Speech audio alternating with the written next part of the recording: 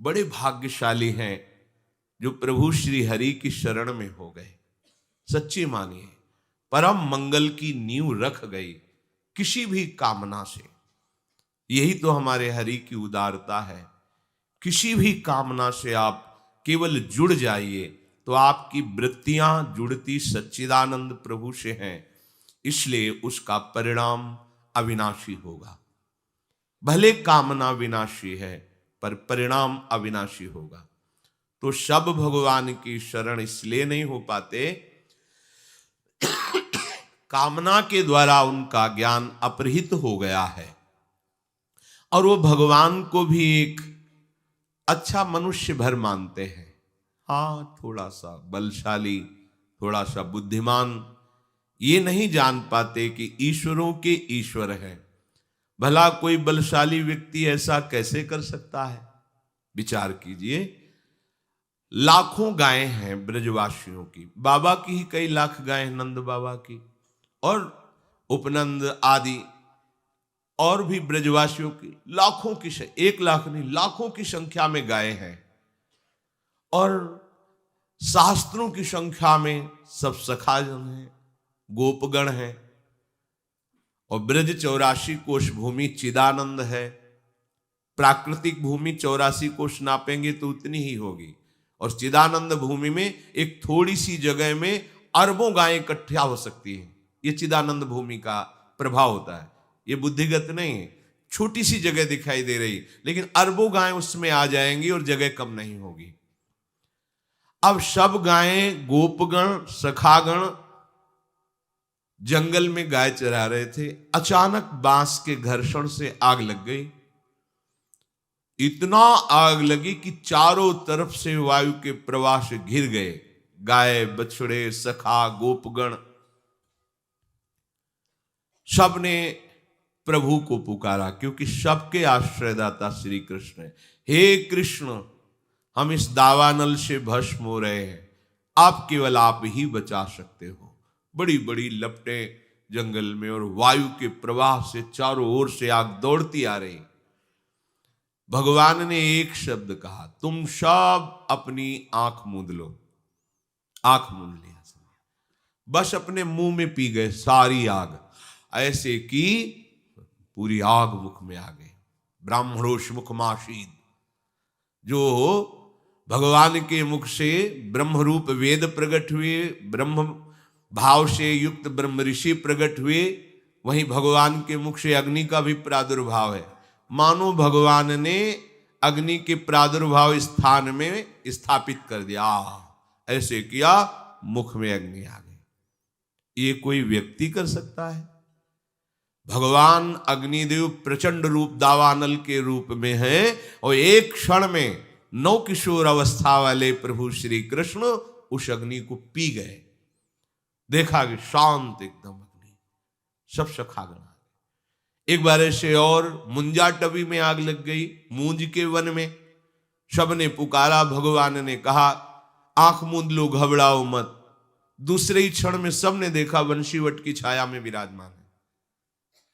योग माया अचिंत शक्ति संपन्न है, जो भगवान की एक शक्ति है, ऐसे अनंत शक्तियों से संपन्न भगवान है। काली दह का एक बूंद पानी भी कोई पी ले तो तत्काल मर जाएगा, ऐसा विषैला जल था। बहुत बलशाली कालिया नाग अपने परिवार सहित रहता था। भगवान ने देखा कि प्यास से पीड़ित होकर के गोपगण और गौवें, बछड़े सब जल पिए मर गए। जल का ऐसा प्रभाव विषैला था। इतना वर्णन है कि ऊपर से अगर पक्षी निकल जाए तो मरकर नीचे गिर जाता था। ऐसी विषैली धूम निकलती थी कालीदह से, क्योंकि कालिया नाग बहुत बड़ा विषधारी था। गरुड़ से टक्कर लेने की सामर्थ्य रखता था, पर उनके पंखों के प्रहार से भागकर यहां आया था और जानता था कि यहां गरुड़ का प्रवेश नहीं है, इसलिए कालीदह में निश्चिंत होकर रहता था। यदि हमारे प्रभु मनुष्य हैं तो जरा देखिए, कूद गए कालीदह में। एक बूंद पानी किसी भी व्यक्ति को मार सकता, चाहे जितना बलशाली हो, और जा करके सब इस लीला को जानते हैं। ललकारा, कालिया को। कालिया ने जो ही देखा हमारे वास स्थान पर आकर कोई ऐसे स्वतंत्र जलकेली कर सकता है, हमें ललकार सकता है, नागपाश में बांध लिया। ये नागपाश ऐसा भयानक है कि प्रतिक्षण मृत्यु जनित कष्ट देते हुए उसे मार देता है, हर नस नाड़ी को चूर चूर कर देता है। पर अमित बलशाली भगवान श्री कृष्ण के शरीर में उसी को पीड़ा होने लगी, नागपाश छोड़ करके खड़ा हो गया और विचार करने लगा, आज तक तो कोई ऐसा नहीं जो मेरे नागपाश में बंद कर भी बलशाली बना रहे, लेकिन यहां तो मेरा ही नागपाश मुझे ही कष्ट देने लगा। फटने लगा उसका शरीर जैसे ही भगवान को जकड़ने की कोशिश की। भगवान उसके फणों पर ऐसे हाथ रखकर छलांग मारी और ऊपर उसके सिर पर जाकर के नृत्य करने लगे। देवता गंधर्व जो संगीत विशारद जन है सुंदर संगीत बजाने लगे, नटवर नागर उनके फणों पर नृत्य कर रहे। जो फण नहीं झुकाता रौंद देते अमित बलशाली श्री कृष्ण। अब विष की जगह खून निकलने लगा, प्राण व्याकुल हो गए। तब उसने हृदय से भगवान हरि को पुकारा, कालिया ने। अब ये नहीं जानता कि अमित बलशाली श्री हरि ही उसके फणों को कुचल रहे हैं। नागपत्नियों ने प्रार्थना की, भगवान नीचे उतर कर आए और कहा, यहां से जाओ रमणक द्वीप, अब मेरे चरण चिन्हों से युक्त हो गया है तुम्हारा शरीर, अब गरुण तुम्हें बिल्कुल विक्षेप नहीं पहुंचाएंगे, सुखपूर्वक रहो, पर ब्रज की सीमा के अंतर्गत नहीं। ये हमारे भोरे भारे ब्रजवासी जनों को किसी भी तरह का कष्ट हो ये मुझे बर्दाश्त नहीं। परिवार सहित छोड़कर, ये मनुष्य है। छठी का दिन है, अभी 6 दिन के लालजू हैं। भयानक बलशाली देवता भी कांपते हैं, जिससे ऐसी पूतना हलाहल विष लगा करके कंस से वादा करके कि एक नंदन क्या पूरे ब्रजवासियों के 10 दिन के बालकों को मार के अभी आती हूं।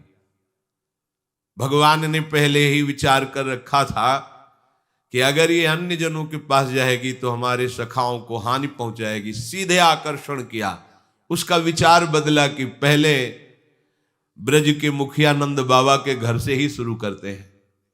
ऐसा सुंदर रूप बनाया कि लक्ष्मी भी मोहित हो जाए। यशोदा मैया रोहिणी जी ने देखा कि लगता है साक्षात सौंदर्य समुद्र लक्ष्मी जी आ रही हैं, क्योंकि हमारे घर लालजू पधारे हैं, तो बड़ी कृपा हुई, ये आशीर्वाद। कोई कुछ उसको टोका नहीं, इतना सुंदर रूप बनाया। और सीधे इशारे से पूछा, कहां है लालजू? इशारा कर दिया। लालजू ने आंख मूंद ली। आज छठी का दिन है और हमें जहर पिलाने आ रही है। आंख मूंद ली प्रभु ने कि हमारी दृष्टि पड़ने पर कोई कुभाव वाला रह जाए ऐसा तो नहीं, इसलिए दृष्टि को रोक लिया कि तू अपने भाव पूर्ण कर ले। आइए, प्रभु को गोद में उठाया और अपने भयानक हलाहल विष लगे हुए स्तनों को प्रभु के मुख में दे दिया। करुणा समुद्र है प्रभु, देखो आई है मारने। प्रभु के छोटे छोटे श्री चरण उसके वक्षा स्थल पे हैं, कर कमल से उसका वक्षोज पकड़े हुए हैं और मुख से दुग्ध पान कर रहे हैं। थोड़ी ही देर में आवेश में आए प्रभु और दुग्ध के साथ प्राण पीने लगे। अब तो वो सुंदर रूप छोड़कर भयानक रूप धारण करके चीखती, अरे छोड़ दे छोड़ दे, भागी। 6 कोस के वृक्षों को तोड़ती हुई भयानक पूतना मृत्यु को प्राप्त हुई। भगवान ने उसकी जीवात्मा को अपने धाम भेजा। ये मनुष्य है प्रभु, जो लोग इनको समझते हैं कि ये तो कृष्ण मनुष्य है, ये मनुष्य है। जिस समय देवराज इंद्र ने देखा अपनी पूजा को भंग ब्रजवासियों ने कर दिया, एक कृष्ण के कहने पर, और एक पहाड़ की पूजा कराई गिरिराज जी की। अब मैं इनको दंड दूंगा ब्रजवासियों को। ये पता होना चाहिए कि जो भगवद आश्रित है उसे केवल भगवान ही दंड विधान कर सकते हैं। अगर दूसरा कोई दंड विधान की सोचे तो वो दंड का अधिकारी हो जाता है। भगवत दास को केवल भगवान ही सुधारने के लिए ऐसा विधान रच सकते हैं। त्रिभुवन में किसी की ताकत नहीं कि जो हरि आश्रित हो उसके ऊपर अपना दंड विधान लागू कर दे। कोई भी हो। यमराज थर थर कांपते हैं, अपने दूतों से कहा है जिनके गले में कंठी हो, मस्तक पर तिलक हो, मुख में कृष्ण नाम हो, भूल कर मत जाना, नहीं हमको दंड मिलेगा, क्योंकि ईश्वरों के ईश्वर भगवान श्री हरि है। ठाकुर जी के चरणारविंद का थोड़ा भी आश्रय हृदय में रख ले, थोड़ा भी आश्रय, सारी की सारी भयवृत्तियां, सारी की सारी चिंता नष्ट हो जाती है। हम लोग समझ ही नहीं पा रहे, श्री कृष्ण को एक साधारण मनुष्य समझ रहे हैं। देवराज इंद्र ने आदेश कर दिया, प्रलयकालीन मेघों को वर्षा के द्वारा पूरे ब्रज का नाश कर दो, मूसलाधार वर्षा। सब ब्रजवासी जन, हे कृष्ण अब तो आप ही रक्षा कर सकते हो।